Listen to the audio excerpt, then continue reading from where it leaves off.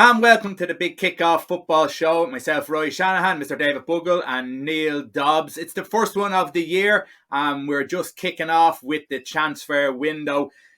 And Dave, we can't go anywhere other than Newcastle United. They've got Kieran Trippier in. It didn't help them, of course, when they were playing Cambridge in the FA Cup, went 1-0 down. But Dave, is that a sign that it's probably a good thing for Eddie Howe, because it just shows they do need players still, so he may just get what he wants?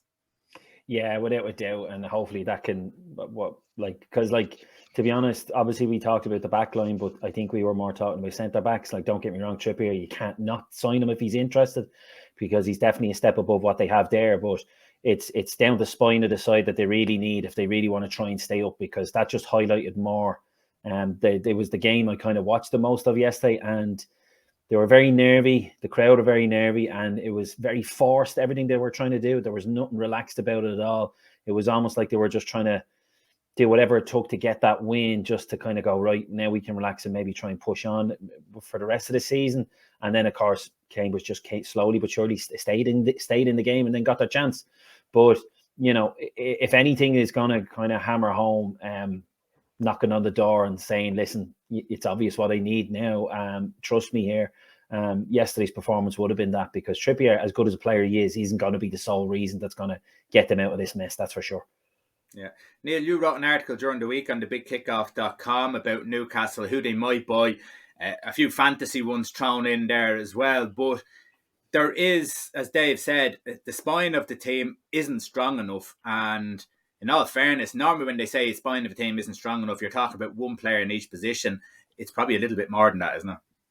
Yeah, I mean, the midfield is the one for me. When I was looking it up, you were kind of saying which Newcastle players would survive if you literally had a dream team scenario and you could bring in a player in each position. And you're only really looking at Alan San-Maxime, Callum Wilson up front, but they really do need some heavyweight guys, and not just guys that are going to come in for money. You're going to need guys that are going to be able to slog out a relegation battle, because regardless of who they bring in, if they brought in the Paris Saint-Germain first team tomorrow, it doesn't guarantee anything when you're that far off the pace. So that's why I started with Gini Wijnaldum. I mean, he would be the absolute perfect position for them. Tough tackling centre midfielder, combative. He's been at the top for the last few years. That would be the type of guy I would start off with. But they definitely need a recognised and kind of a strong, organising centre back as well. But yourself, they're not easy to find, especially at that level. But I'm sure they're going through the list at the moment as we speak. Yeah, and I just seen some news come through on Gini Wijnaldum. Seemingly he wants to stay at Paris Saint-Germain this month and turn the situation around on his first season with PSG. So now, of course, there are different sources coming out and saying everything. We're going to have rumours flying around left, right and centre. But do you think, Neil, that he would want to leave? I know he's not getting his game time. The World Cup is coming up. But do you think he'd want to leave now? Or do you think that he would like to make a go at PSG? I think it's still early days. I mean, and David related to this, when you were listening to when he left, he was always saying, look, it's not for money. I want to go and I want to play. I want to be respected in the contract that he wasn't being offered. But we all thought he was going to Barcelona for a reasonable fee. And the next thing you know, he went for 3 times the wages and wound up in Paris Saint-Germain. And unfortunately for him, he's wound up in the graveyard of Paris Saint-Germain because he just has not started games. So for a guy like that thought this is a good move for a team that wants and needs me, to find himself on the bench as much as he has and not to be an integral part of the team, it must be hard for him to swallow, and then to kind of go, right, I'm going to accept. And let's be honest, it would be a money move to Newcastle, because most likely theirs is a 3 to 5 year project to get them up with the big guys. For him, maybe he's thinking it's not ideal. I'm in the here and the now. I'm in the Champions League. I think his position with the Netherlands would be safe regardless of how this season goes, because he is integral to the Netherlands. So yeah, I don't know. I think it's a weird one for him. It's one of these weird ones that you'll figure out whether the guy is motivated by money or motivated to try and actually break into that Paris Saint-Germain team at the highest level. So it'll speak volumes about him whether he goes or not. I'd like to see him stay and kind of come through personally. Yeah. Dave, if you're Newcastle United, if anyone's ever played Football Manager before, they've always dreamed of having that amount of money and being able to go out and buy the best of players. they're the richest club in the world. They're not going to get the best of players, be it because of their position in the Premier League, be it because they won't be in Champions League football next year either. So when you look at their team, is there anyone there you can see already that they should go for that would fit in and help their what success would be for them this year, which will be staying up?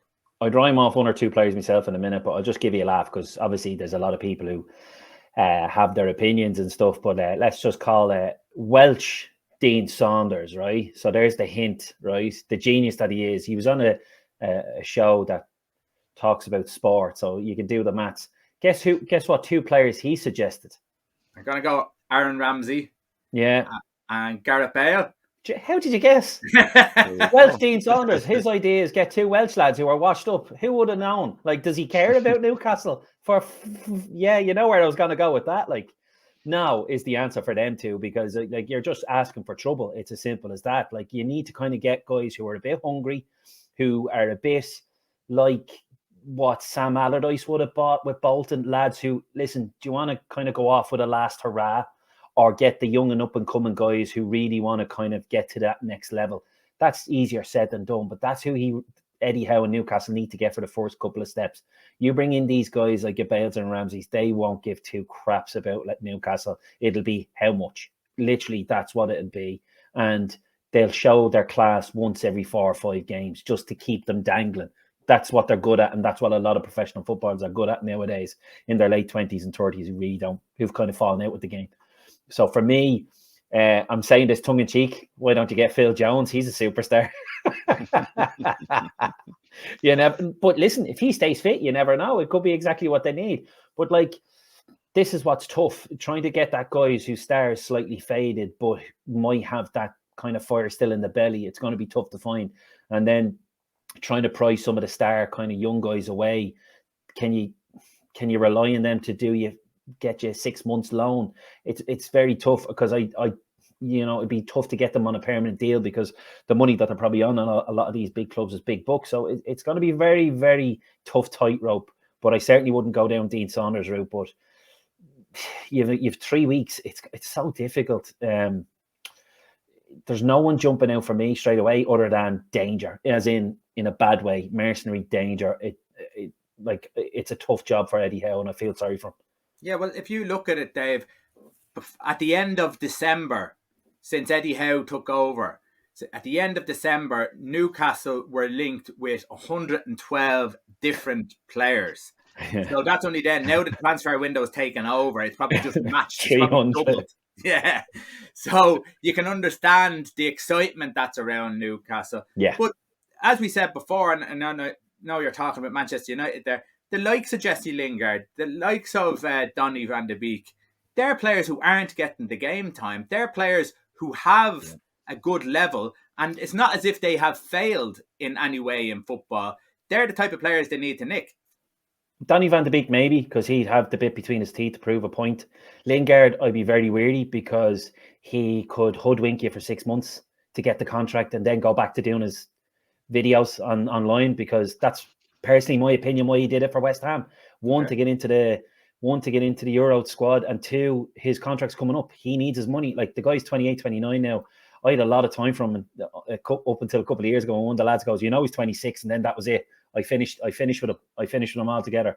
I thought he was still an up and coming young player, and he's still acting like he is, and it's time to grow up, and he won't, in my opinion. So you might be able to get the great 6 months out of him, because obviously he's fighting for a contract, but be very wary. I'd play him like a tune and then let him go, because I wouldn't trust him once he got it. Go talk to Arsenal and Aubameyang. I think that's what had happened with Lingard. So you might get the 6 months out of him, but be prepared to waste your money if you give him another contract afterwards. That's my fear. But Van de Beek obviously would certainly, I'd like to think, prove a point and be hungry in that midfield. That's for sure. Yeah, so take him on loan is what you're saying. Okay, Neil, I'm going to go on 2 positions with you, because when you look at, we go on every position with Newcastle, but centre forward, Callum Wilson out for nearly 2 months. So they probably need 2 centre forwards, one to play if they're playing one up front, and then someone to back them up. So they probably need 2 centre forwards. But also, a position that's not talked about is probably goalkeeper. and Dubravka is there, and everyone seems to think that he's doing a good job or a decent job, or it's not his fault. But seemingly his saving shots ratio is in the bottom 4 or 3 of all in the Premiership. So, and that's including people who just pop in, like the likes of Kevin Kelleher and stuff like that, So even those keepers that come in. So it's not that he's not actually doing the job that's there. So is there anyone in them 2 positions that you think, and they need these players now, they can't wait till the summer. They need these players now. So who can they get in? Yeah, centre forward, Roy, as I put in the article, Aubameyang, and I just think Aubameyang, you could get him on a 6-month loan deal. Like he's old enough now where he's not going to get mega money moving, but at least he can go into your side straight away, and he will. Well, I'm not saying he will get you goals, but he'll give you a presence.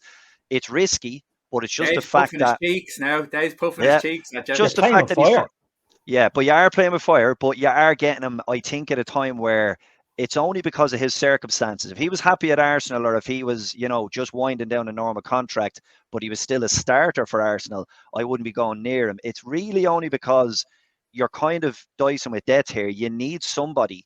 Now, how desperate they're going to be, I don't know. But just because of his position, where I think Arsenal would let him go for 6 months for the right money, he gets out of Arsenal, you kind of clear the air with this nonsense of him being stripped the captain. If you could get him on even better on a loan deal to the end of the season, I think that would suit both, because if he doesn't cut the mustard, he's gone anyway.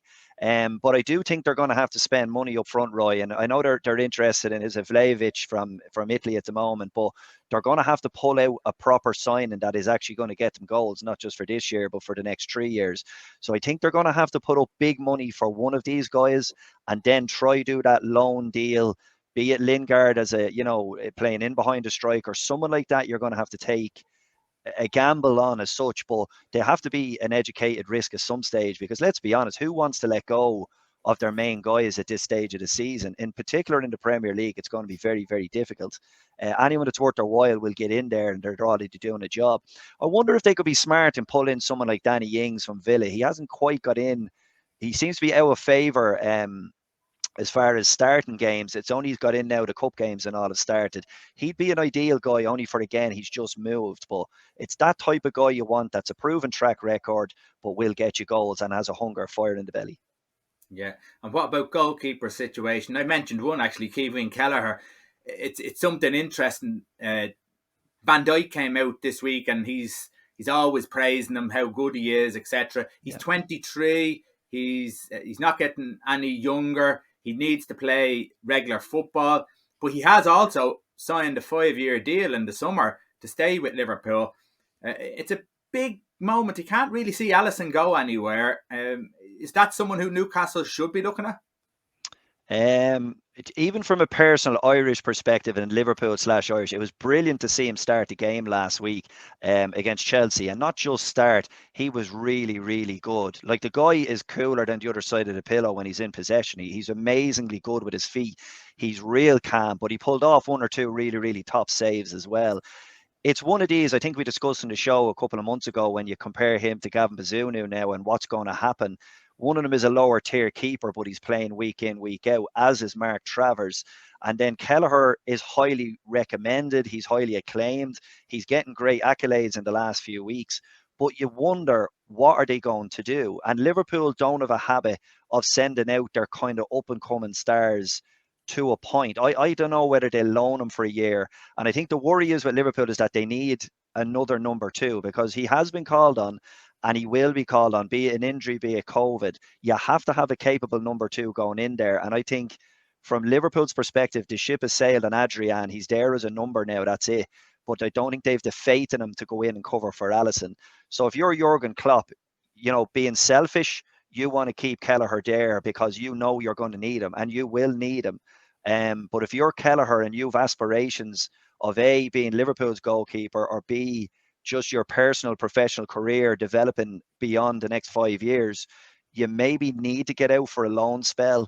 I'd liken it, Roy, if you remember, Courtois was at Chelsea. He was the understudy to Petr Cech, and he went off to Atletico, and he served as apprentice for 3 years, and they knew he was coming back to be the number 1. But that, again, takes a little bit of foresight. So I would love to see something like that. And as a Liverpool supporter, Ireland supporter, I'd love to see Kelleher be the next guy after Alisson, provided he can keep going the way he's going. Dave, any thoughts on those two positions for Newcastle? For goalkeeper, or well, both up front. Yeah, like I can see where Neil's coming from with Aubameyang. Yeah, I said like playing with fire, but like what I said at the start, like he is that potential Sam Allardyce type player where everyone's writing you off. They all think you're money hungry, washed up. Do you want to come up here for 6 months and shove it down their face? And he might buy into that, you know, and that's what I'd be doing if I was Eddie Howe or whoever it may be, if he was a potential. So I wouldn't kind of like, yeah, I was going, but it's just purely because of the potential risk. Can you afford to take that risk though? Because it's a big risk, you know. It would be a big risk, but it would be a big risk because he hasn't showed any form since he signed a contract. But you know, that's the problem with some of these players and with managers. I'll tap into him. I'll be the one. And Eddie Howe might have it in him to go, listen, if I can get 10, 12 goals out of him, it could be enough. It could be enough. It just depends on, obviously, being over in Africa in the Cup of Nations is a bit difficult. And I think he's tested positive again from what I've heard from a party, which is not a good sign. So, he's seriously on fire. he'd be a tough one to touch. And goalkeeper, Dubravka, I was always quite impressed when he first came over, but the stats are interesting and they're stacking up against him in relation to Kelleher. Just like, you know, you could argue, being at Liverpool, it's fantastic. You're playing with some of the best players around and training with the best keepers around, but, you know, do you want to play week in, week out, or do you want to just be in one of the best clubs around? Some guys are quite happy to be number twos in these big clubs, and is Kelleher one of them? Deep down, is he quite happy to be at Liverpool for as long as he wants and miss out on potentially being that man at Ireland? That's the question, because unfortunately there is a good few keepers out there who are more than happy to live the high life. And I'm not being disrespectful, but just seem comfortable in the knowledge that I'm in a good place with great coaches, great players, get to play great football 6 days a week, but I unfortunately have to sit on the bench on a Saturday. Yeah, and what about Dave? I'd say Lazio are interested in Kepa from Chelsea. Yeah. Seemingly the 170,000 a week salary is a problem, according to the Athletic. That wouldn't be a problem for Newcastle. No. Is that someone maybe that is a shoe-in if they can get him?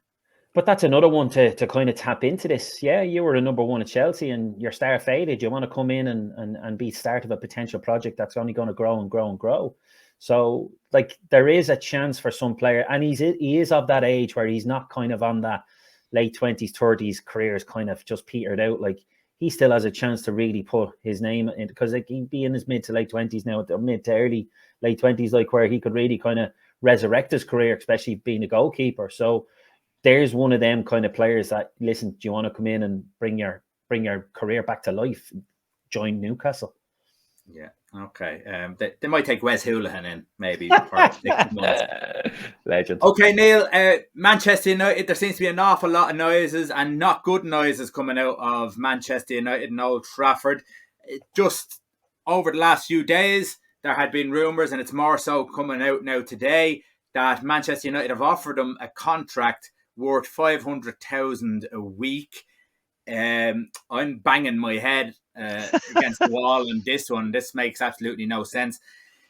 For me, Neil, when I look at it, I see the likes of Pogba's attitude as a problem. I think if they are insisting on keeping the likes of Paul Pogba, I can only see Manchester United's problems go on for whatever length of time that contract is, because they don't seem to think that personalities matter. And willing to give someone like that 500,000 a week seems ridiculous. What's your thoughts on the Pogba thing? And then onto the Manchester United thing, where there's a lot of noises coming out about players being unhappy. Yeah, the Pogba thing, Jesus, for me, it's just a no-brainer. I cannot understand when you've had him there for 4 or 5 years and he's never, ever one time in any season produced form for a full, consistent season where you would go, wow, that's the player that Man United signed. He goes away with France every now and then, and he looks in a tournament in particular, because you get to see him maybe every 4 or 5 days, and you kind of go, wow, there's a player in there, you know, where's he been? And then he comes back to United again and just, I don't know, it melts into the background.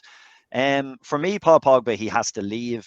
I think the only interesting part that I find of it is I would be interested to see where he would go. And one of the big guns, and by big guns I'm talking a Real Madrid, would they take a punt on him? Would they sign him on the wages that he comes with the kind of entourage and everything that comes with him? Or do they watch him like we do week in, week out, and kind of go, he's not that top bracket level? So I don't think he's that top bracket level. I think he's a good player. But when you come with a price tag like that, you're expected to put up performances, consistency, a leader on the field, all the good stuff that, you want to see a guy do. And for me, Paul Pogba just does not do it. And I think that was even highlighted more so when Fernandes came into United, the way he grabbed that team and just made it his. And Pogba was there for 4 or 5 seasons and never did that for 5 games, 10 games. So, yeah, for the money that you're going to spend on a 500,000 a week contract, I would definitely be looking to bring in someone younger, hungrier, more talented, and that has been doing it the last 2 to 3 years in Europe, that is going to go in and make a positive impact on the team. And then obviously, as a kind of a rival supporter, I'd be delighted if they gave him a 5-year contract. I think it's madness. I actually can't understand it. Yeah, his agent is just top notch if he can pull that one off. Because we haven't seen that of him obviously this year through the injuries and all, but I mean, you wouldn't notice a difference whether he was on or off the field, in my opinion. Yeah, I'd back that. Dave, there's been talk this week of players being unsettled, and I'm not sure everything that's been said about them not liking having to train a little bit later and going home in the dark and all. Probably a lot of stuff thrown out there that's bullshit, really. But Ralph Rangnick has a big problem on his hands, because I'm not so sure that the fans have taken to what's gone on, because there visually has been no improvement. If anything, it's probably even getting worse.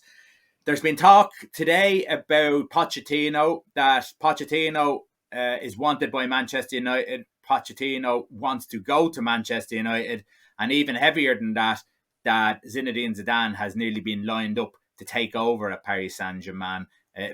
Maybe that's where Pogba will end up himself. What's your thoughts on all of that? Some of the stories, I would take with a pinch of salt. I'd say some of it would be down to a bit of shitstorm, because it's to grab column inches and stir the pot, because the United drama is newsworthy, and that's what some of the media outlets will tend to do. Listen, there'd be no surprise that a few of them might I don't like the new regime because you might have to work harder. Like, that's not a big surprise either. Any new manager comes in, lads aren't going to like him. There's no surprise there, let's be honest. So they're not overly heavy with some of them. But look, there's been a problem in this team for 4 to 5 years. Like, there was loads of this going on in the summer before Mourinho left. Ironically, Pogba was one of them, and now all of a sudden Pogba's like new contracts and the clique that he has, which are Rashfords and Lingards of this world, who definitely are biggest culprits, and they've been there for 4 and 5 years through 3 and 4 different managers, and if they're still there, it just says everything that's wrong about what's going on in United. Like, one of the rumours before, when Ronaldo first arrived, was this is not United that I left. It's a completely different club, completely different culture. And there's no surprise there. We could rack off 10 players' names going, if they're ruling the roost there. Yeah, that's why they're in the shit that they are. So, when Rangnick goes, which I would imagine that's what's going to happen now at the end of the year, like, he needs to get into whoever's ear, and whoever the manager be, plus the new guy whose name has left me, who's taken over from Ed Woodward, and said, we need to clean house here. And I don't care how much they're commercially viable. Some of these guys have got to go, and we need to get in players with the right attitude so that everyone else toes the line, because that's what happens when you have certain leaders in the team, like your Vincent Kompanies of this world back in the day, and even to a much lesser extent, I'll be honest, but the likes of Jordan Henderson, like, they're Mr. 100% or dream attitude, and seem to have the kind of rule of the team that everyone follows suit in behind. Like, you need that at United. You can pretend all you want, but Harry Maguire certainly isn't it, that's for sure. And he's panicking a little bit, coming out with some quotes today saying all the right things, but it's nonsense, because I don't see it on the pitch. So it's like, you can say it all you want, Harry, but you need to start doing it on the pitch as well. His form has been arguably some of the worst within the club since the season started. So can I ask you something just on that, Dave? Seems you're bringing up that when I look at Harry Maguire and I look at Varane, I look at Lindelof, Bailly, and then you look at Phil Jones. Phil Jones used to always get a hard time, more so because of the faces that he pulled, the tackles, than how he performed. Of course, he hasn't played for 2 years. He played one game. I thought he was really, really good. He showed what a defender should do, which is put his body on the line. He was passionate. We're not seeing that from the other defenders. No. There doesn't seem to be a passion. There doesn't seem to be a want to put their body on the line. And I asked this question before, so we're going to ask you again. Is it that defending has moved on to maybe a lower level now? That when defenders used to defend, and they used to defend with their bodies, no matter what, they'd stick their face in the way, like Phil Jones famously did, where he headed the ball on the ground, dived in and swooped it away. Defenders aren't willing to do that now, and it's the jockeying culture where everyone wants to make sure that they get a block in rather than actually defend. 100%, and I think we touched on this a couple of weeks ago about crossing and heading, like defending crosses. Most of them are very uncomfortable and just almost hide away from getting stuck into that type of game, considering they're probably a couple of inches taller than who they're marking. You think they'd use their muscle and get like the perfect example, straight away jumped into my mind, Lucas Moura's header 2 weeks ago. He wanted it, and that's it. He had a perfectly capable centre-half who was in front of him. I can't remember who it was. And he just stood there and actually crouched under. Moura just got up and wanted to win it. Why is Diogo Jota winning as many headers as he is? Because he's just getting up there and having a go. And he's up against monster defenders. Like, you're dead right. Like, when it comes to that kind of aspect of it, and we talked about with Van Dijk as well, like, once in a while, throw your leg out, open your legs out, take it in the nuts. You have to do it once in a while. Many a time we've seen it happen in the last year or two with all centre-halves. And these are guys that are going for 80 and 70 million, and people are banging the drum going, why aren't they getting Ballon d'Ors? And they're shut up, just give it a rest. Like, look at Sergio Ramos. Like, I'm not as big a fan, but you look at what he gets up to. He'll do whatever it takes. He'll pull on the back of your legs. He'll probably rake his studs down the back of your leg and do whatever it takes to get in the way, but use his body as well.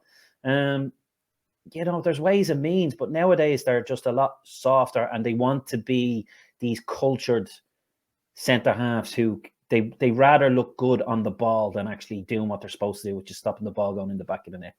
Yeah, and what it says to me, Neil, is just off the back of Phil Jones, I remember people saying, well, those type of defenders, they wouldn't make it in the game today now. They wouldn't stay on the pitch. But Phil Jones showed differently. And this is Phil Jones. We're not talking about the world's best player. We're talking about a good, solid professional who made the others look a hell of a lot poorer. Yeah, I think the other thing as well is, right, depending on the way your team wants to play or the way your manager wants to play, the old-fashioned centre-half, I say Tarkowski out of Burnley would be a good example. He'll put his head in there and he'll make big challenges. Lewis Dunk is another one, the kind of 6-foot English centre-back that will get stuck in. They're not fashionable in a ball-playing team as such, Like, look at John Stones is probably the ultimate example. He was never a 50 million defender, but he was so comfortable on the ball. Pep Guardiola went, well, I don't really worry about his defensive deficiencies. I just want him to be able to play the ball out of the back and to be comfortable taking the ball off the goalkeeper into the 18-yard box. Now, obviously, he went and paired him with Otamendi, and they were both incapable of defending, but beautiful on the ball, and it kind of blew up in his face. So he had to upgrade them to your Diaz's and your Laportes now. So I think, that type of player, the old Phil Jones type of player, the swashbuckling, getting stuck in, it's a thing of the past, because you get booked, you're in trouble in the Premier League now. If you're getting booked consistently, you're going to be missing out in games. They only have a couple of characters. I know Dave is saying Sergio Ramos, but I look at Rudiger now these days. I actually keep quite an eye on him because I think he's a funny guy. If you watch Liverpool-Chelsea last week, every throw-in, he was climbing over the back of Mo Salah, and he was practically assaulting him off the ball. But it was really funny because he got in Salah's face and he was kind of making a nuisance of himself. And, he's forced to every issue that happens on the field. He's forced into the referee, and he's running lengths of the field. He's that old-fashioned kind of cloak and dagger. He'd fit in great at Atletico Madrid or one of them. They'd love him. But there's not enough of them in the game anymore because, as you're saying, and Virgil van Dijk, again, is someone I watch a lot. I think he'd rather let a guy get off a shot but look cool and suave while the shot is let off, on the basis that let's hope it doesn't fly in the top corner. But there comes a time where you have to get in there and make that challenge. And maybe it's an art that's dying in the game, that you don't want these lads that are 6'5" and that can head a ball away. And you're lacking that. Look at West Ham, unfashionable Ogbon and a few of these guys.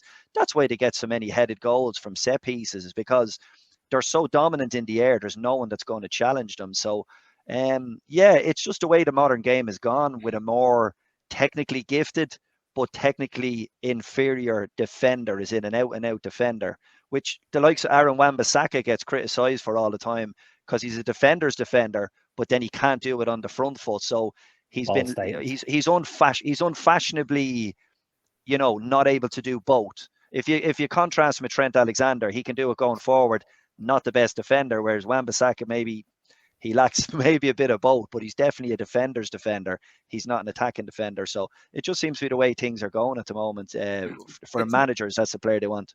It's not too much, Dave, to ask for the defender to be able to do both. Yeah, sticking your leg out where you're only 2 feet away. You don't have to get in on top of it. Like, just get your body in front of the ball once in a while. Grow a pair. You're big lads, we're getting paid a hell of a lot of money, where you or I would do it for nothing, because we would have done it on a Sunday from time to time, because that's what you did. Go talk to your John Terrys of this world and your Colin Hendrys, the legends of it, that are brilliant at it. But it's not rocket science. But the one thing I will say is, City can get away with it because they own the ball for 70% of the time. They can have these luxury centre halves, but everyone else downwards can't. Liverpool can't. We're leaking goals very easily because we're too busy trying to attack all the time instead of making sure our house is all right in the back line. United need Phil Jones style defenders because people have no respect for them anymore. It happened again the other night, very similar to watching Liverpool in the 90s. All these stats, this could be their first win in 40 years in Old Trafford.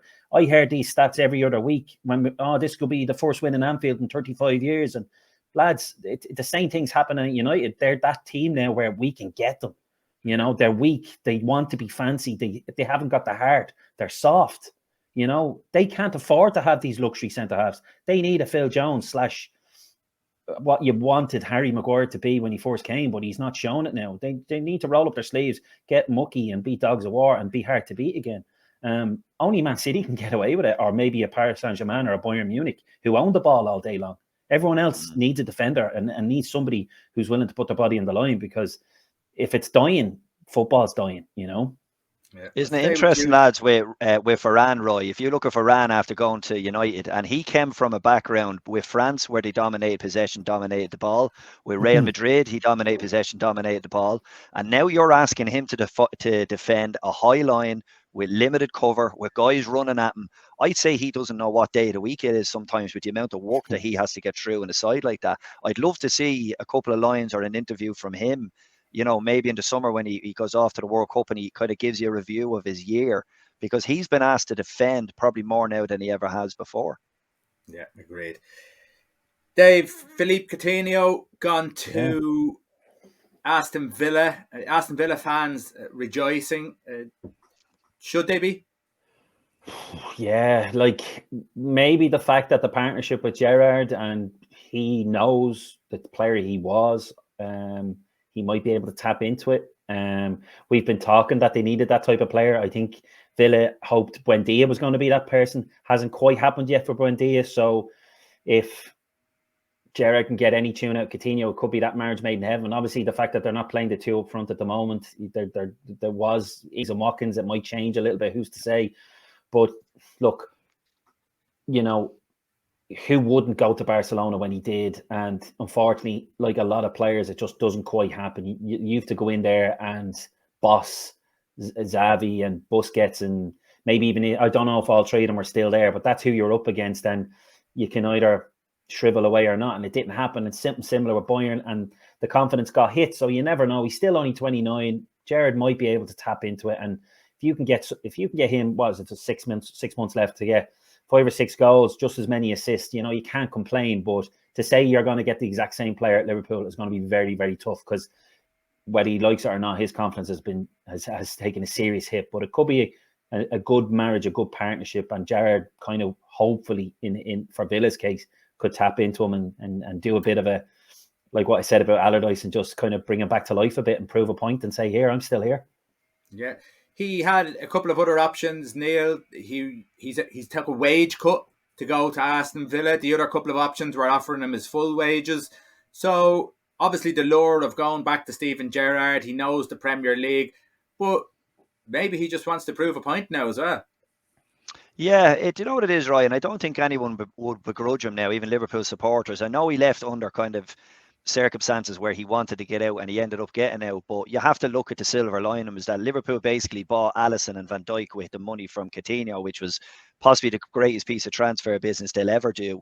But I'd love to see Coutinho make it and like that, prove people wrong, because he was a lovely gifted player. I don't ever think he had that consistency maybe to move into, as Dave is saying, to move into an Iniesta role at Barcelona. Like they're, shoes to fill of one of the greats of the game. So, but I definitely think he was a gifted player. And what they ended up doing with Barcelona was they bought him and didn't know what to do with him. And they stuck him out wide left and stuck him out wide right. And it was just a nonsense, really. So Gerrard's going to bring him in there, and there's no doubt in my mind he'll play him in behind the front man. He'll get the best out of him, or at least he'll give him an opportunity to show the best of himself. The only thing I will say is, and they were going through stats this morning on Sky, and he's played so little football in the last 2 seasons. He'll be undercooked, so it'll be interesting how long it will take before you see him kind of in a 90-minute role, or will you see him in a 90-minute role? There you go. Find the same fitness. So it'll be interesting what he comes out like. But I'd like to see him do well and not necessarily prove doubters wrong. I think just for him, he's been already dropped down. He went to Bayern. It didn't work out and he's back. So for him, for his career, he needs to kick on. But I think he'll have the fire in the belly. Joining up with Gerrard will help him. And I think he'll be played in his best position, and be very interesting to see what he can do over a 10 to 12 game spell. Yeah, there's loads of stuff coming out of Barcelona that they're back, Dave. Yeah. Really trying to spark interest in Barcelona again and show a bit of strength. Maybe when you're at your weakest, that's when you need to do it. Try and flex a bit of muscle. They signed Ferran Torres, I think it's 55 million, but they can't register them until they get rid of players. So there's Coutinho gone. That'll help. Yeah. There's talk about Dembele moving on as well. Where are Barca now at this stage? See, this is it. Like, I wouldn't know the exact intricacies of the law, because I think it's every year they put in their finances and then the league come back and go, here's your war chest for the year. So did they get a bit ahead of themselves and didn't quite do the maths with Ferran Torres? Or obviously they're expected to shift one or two other of the dead wood, because even Liverpool, there was a real heavy rumour of Gavi this week, the 17, 18-year-old up and coming. And Barcelona are desperate. They might actually lose one or two of their up and coming lads just to try and help with the situation. But they're still going to be big enough they're still going to be generating a lot of money worldwide. There's no two ways about it.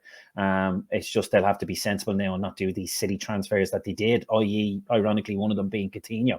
And then obviously Usman Dembele, like it was just crazy money when you look back on it. But they're kidding themselves if they think like that's probably as good as they can do, bringing in kind of Spanish talent, which is not quite happening elsewhere, and bringing back with the lure of the badge of Barcelona. And Ferran Torres was quite happy, but they still spent 55 million on him. Like a City, I think, didn't spend even that much. And for a guy who hasn't really played a lot for City, that's seriously impressive business. But that's how desperate things are at the moment. But like there's rumours of if Dembele goes, that Adama Traore goes as his replacement. And as I said in the text, that you're scraping the barrel. The guy is just pure speed, but has 0 assists and 0 goals this year. And he's great for FIFA, I think, and that's about as good as it gets. Yeah. Neil, thoughts on Barcelona? I think they drew at the weekend against Granada. It's not as if Xavi's turning them around instantly. Obviously they're delighted to have Xavi back, but it's such a big job that you can't expect anything to happen this year. You can expect something's probably small to happen next year, maybe pushing them on towards Champions League again. But you can't really expect too much from this team, even though the president is blowing up expectations. Yeah, well, see, the president of these clubs, they have to come out and do that, or they'll be packing their bags as well. They'll be outvoted, so they have to come out and kind of, make out as if everything is great and we're getting back to things. But realistically, I think Xavi was the only one that could go to the club and turn it around with time. And it's all about time now with Barcelona. So he went in, you might say he steadied the ship. You might say he hasn't really improved anything on Ronald Koeman. The difference was when Koeman came out and said, listen, this is a 3-year project. You need to be patient. We're not what we were. He was slaughtered for it because it wasn't what they wanted to hear. Whereas Xavi, I think, can look people in the eye and say, listen, lads, you've got to bear with me here. We're on a 2 to 3 year rebuild project. We need to get these guys off the books. When I look at Barcelona, I always think they've one eye on what's happening in Madrid. And if you look at Madrid, they're offloading Bale this year and his mammoth wages. And they've been waiting. They've signed nobody of stature for the last few years. As soon as Bale moves out with his gargantuan wages, because that's the only reason why he stayed, no interest in football, now they can strike, and that's why they're talking about Haaland. And I think now they're lining up Haaland, and Barcelona are going, oh man, they're going to bring in Haaland. What are we going to do? Well, we'll at least go out and tell people we're ready to bounce back. But how embarrassing to come out and say, we're back, we're ready to do deals, and then you can't sign your 55 million player is embarrassing, and it's shocking. So I don't have any sympathy for them. I think they've built this up for the last 20 years. Like I've said it on the show many times, when you used to watch your favourite stars in the Premier League just turn around like, well, it's inevitable they go and play for Barcelona. What a crock of crap. It really used to piss me off, losing these guys. So you reap what you sow. They've had 3 or 4 really, really poor Galacticos that went wrong. They had to wait their 5 years till all these guys get off the books. Just an interesting one. I don't know if you've seen it today. PK of Barcelona seemingly put his pay slip up online to show people that he wasn't ripping the club off. So that would give you an idea of what way that club is at the moment, where, they're asking Messi to take a pay cut and their players are being blamed for bankrupting the club. It's not the players' fault. The agents and the guys that signed them and the president and whoever looks after all that. So they've a bit to go yet before they're back. And they're going to have to start bringing in some of that talent, as Dave is saying there, but hold on to it and try turn them into the next, your next Xavis and Iniestas. Dave, Liverpool and Chelsea played recently. They played out a draw. Is that the league over? Not 100%, but you would be pessimistic if you were. Well, I would be a little bit. I like when you look at how City are playing, you'd almost have to say Liverpool would have to win every single game, and it still mightn't even be enough. And the reason why that might sound extreme, but it's not. Liverpool had to do that 2 or 3 years ago, and they still didn't win the league. Remember, I even said it like on our show. I said there was 10 games to go, I think, and I said if we win every game, we win the league, because surely they'll drop 2 points somewhere. But guess what? They didn't. And you, Vincent Kompany, that goal still haunts me against Leicester. Sorry, I just had to get it out there. But that's the fear. Like, could Liverpool do that? I highly doubt it. But that's what they probably need, or Chelsea for that matter. And I'm not ignoring them. And then you have to hope City drops 7 or 8 points, which at the moment you're not sure like that. So you have to be perfect and hope that they're not so perfect. And even still, that's a big ask. I can't see City dropping 14, 15 points, because that's what we really realistically would need, because Liverpool or Chelsea aren't going to win every single game. So we need them to drop about 15 points and Liverpool or Chelsea to drop 5 or 6. And I just can't see that happening. It'd be highly unlikely the way they're playing. But you never say never. Obviously, Liverpool are up against it now with missing the 2 lads in 2 league games. Although if more games get called off, you never know. Although they didn't help themselves that they were able to play against Shrewsbury today, but not against Arsenal 3 or 4 days ago, which is quite typical. I knew that was going to happen. But City, the juggernaut, we talked about them over the last few weeks. There's no point in going over it and over again. Strength-wise in their squad, and with everything that's going on this year, it's been a tough year for bodies-wise and attrition across all clubs. They can cope with it the best, and there's no 2 ways about it. So I'd be very shocked if they don't come away with it. That's the best way I can put it. I'm not going to close the book on it just yet, because it'd be a bit boring. But, I think you'd want to be fairly ballsy to be confident to say somebody else is going to win it. Yeah, Neil, Dave's just have to convince me the league's over. What about yourself? Do you know what it is, Ryan? I think Dave still has mental scars from the last time Liverpool chased down City. And I think we all do, when you had to be flawless, and they basically were from the run-in. Remember, it was the New Year's Eve game. They lost this. City took off ahead, and you were within a point of them the whole way through. Yeah. And they were in cruise control. They were absolutely emphatic in the way they won games. So I think the biggest problem is here, from my perspective, is that to win a Premier League in any league, not just this year, you have to go on a kind of a 10 to 12 game winning streak when your opponents are not. And City are capable of doing it. They're in the middle of one now, or at the end of one now, hopefully. Even the Arsenal game, where they probably should have dropped points, they nicked the win. And that was kind of another nail in the coffin. And the opposite side of that is, if you're Liverpool and you're Chelsea, you also have to go on a 12 to 15 game run now, and you just don't see them doing it. So whatever about City, and I do think City will drop points in the next, say, 5 games, I just don't see Liverpool and Chelsea winning 10 in a row. And that's probably the other side, which is convincing me they won't do it. But that said, you have to keep chasing them down, because, there's Champions League games coming up there. They'll have a bigger emphasis on Champions League. You have to put that pressure on them, because without that pressure, the league kind of goes to hell and they just end up running away with it. So I think there's a responsibility on Liverpool, Chelsea to keep chasing them down. But in the games versus City now, they become huge games, because that's the only way you can mentally scar City, is to beat them when you reach them. That's Liverpool and Chelsea. So them games will define the season for me, and there might just be a little bit of hope if one or both of them can beat City. Yeah, okay.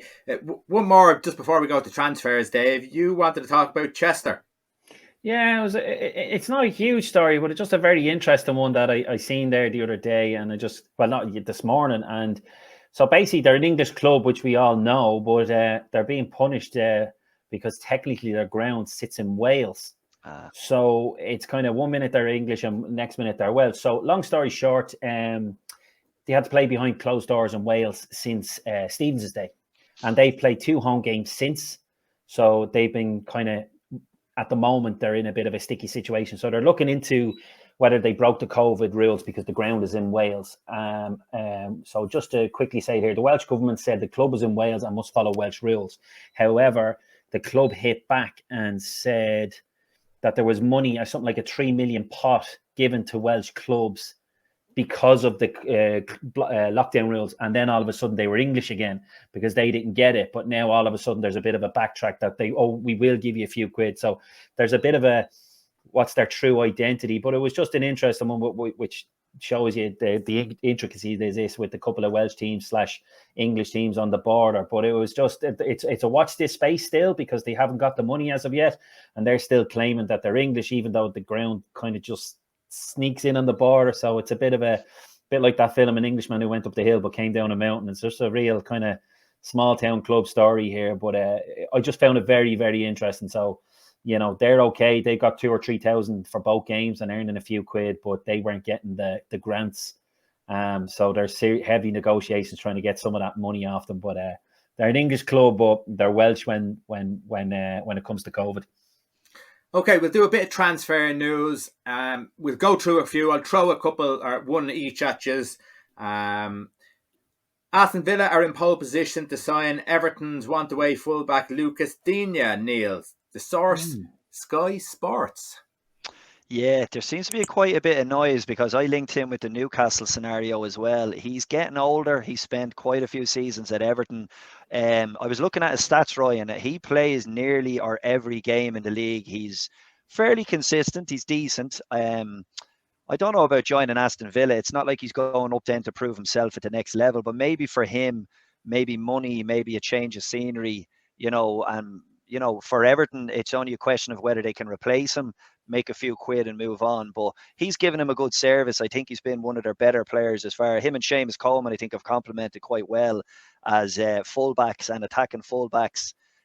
He's kind of raised his profile a little. He was next in line in France, if you remember, for the championships last year. So, yeah, I think he'd be a good, solid sign. And he's that type of player I think Newcastle need. But if he goes to Villa, who's it? Target plays on the left, does he? Matt Target. Yeah. So he could be in competition with Matt Target, but I think that'd be a good piece of business. He's solid, and he's consistent, and you'll get a lot of games out of him. So that would be a good move for both parties. Dave, the Daily Telegraph, Newcastle have made an approach for Burnley for Chris Wood. Yeah. if you're going to play him with a partner, I wouldn't have an issue. If he's your sole striker, I definitely scratch my head. So I'm going to take the other option that he's going to be a partner for. Well, it can't even be Wilson now. Who's to say? But if he's just your sole guy, or maybe he's backup. Yeah, or maybe he's backup, because I'm sure a lot of Geordies will go, listen, I know he was a Geordie himself, but we had Andy Carroll and we didn't get much joy out of him. You're just basically bringing in another version. So they'd be nervous. I'd be nervous if I was a Newcastle fan, because that's immediately what I thought on. If he's a sole striker, this is trouble. But yeah, if he want to go 4-4, I was going to bring in 2 extra players there. If they're going to go 4-4-2 and go a bit old school for the run in, maybe. But yeah, depending on what they're doing, I wouldn't be excited. Tottenham Hotspur considering re-signing Danish star Christian Eriksen. Eriksen's a free agent after being let go from Inter. Neil, should someone in England take a punt? Conte could kill him. I'm not trying to joke. Like this.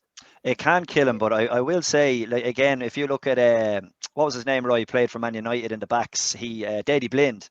So he plays with that little device in his heart there that monitors him and can actually give him a stimulus if he needs it. If he wants to play, grand. If he's cleared, if it's allowed, there are people in the world that are playing with the little monitors with them. And what ends up happening is, be it a training session or be it a match, a little beeper goes off and you're treated immediately. So provided they can get the medical grounds to pass, it'd be great to see Eriksen if he really he obviously wants to get back, but it'd be great to see him back playing in some way or another, and that his career isn't ruined. I guess it's risky on all parts, but once he buys in it, I mean, that's 99% of the puzzle. Would he get in at Tottenham? Would he add that into Tottenham at this stage in their midfield? You have Dembele in there. I don't know. You've got Dele Alli. I think anyone is a better upgrade than Dele Alli. So I don't know. Yeah, could he do a job for them? Maybe at the right price with the right risk assessment. I don't know, but certainly an intriguing one if he gets back playing. You'd love to see him play. Just your heart would love to see him out there playing. But yeah, it seems improbable. But if it came true, I suppose it'd be great news for him. And also Newcastle to be looking at him, because they're going to be looking at everyone. Dave, former Manchester City boss Roberto Mancini is thought to be interested in taking the Manchester United job, according to the Times.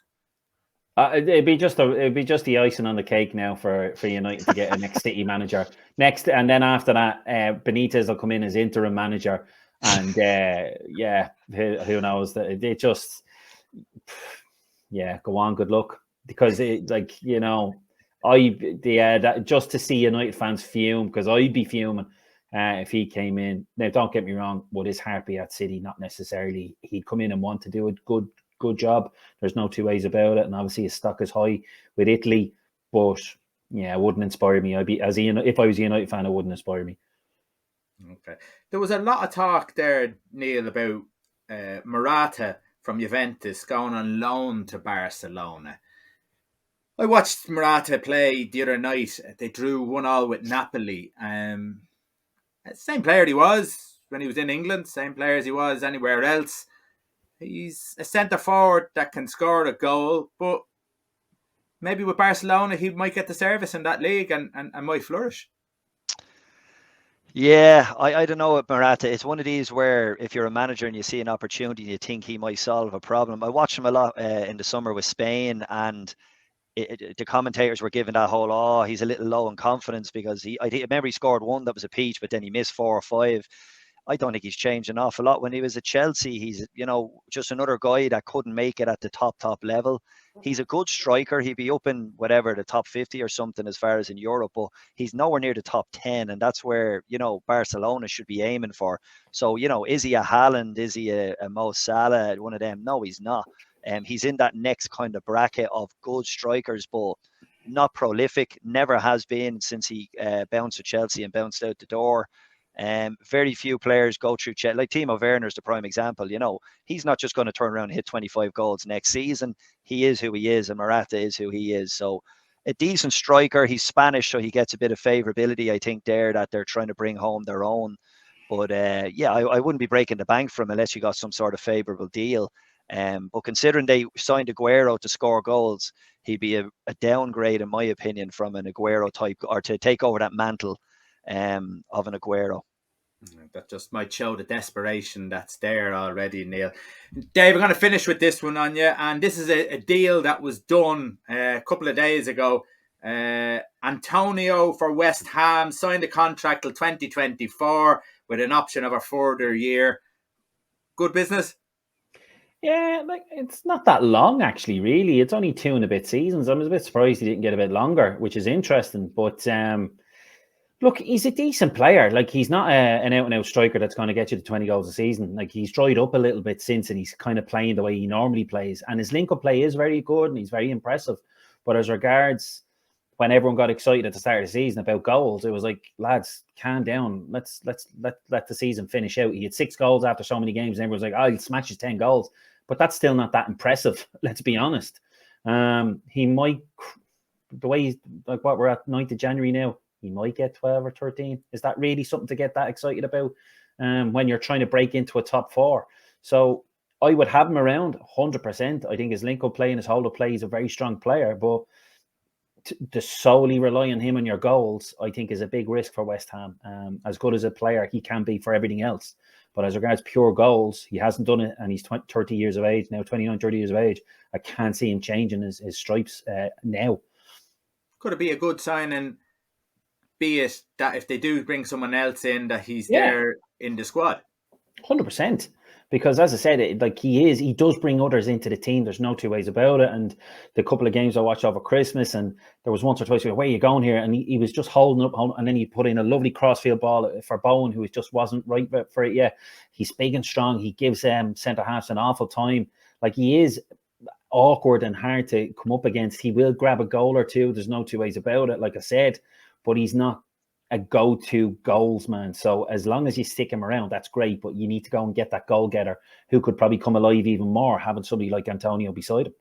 Because he seems to be a bit of a team player. Like, he seems to be well liked with him. I mean, he's a messer and he's a bit of a character. Like his celebration all are funny. Like, so to have him around 100%, but maybe to take the limelight off him and put it on someone else and let him be the top support act. Yeah.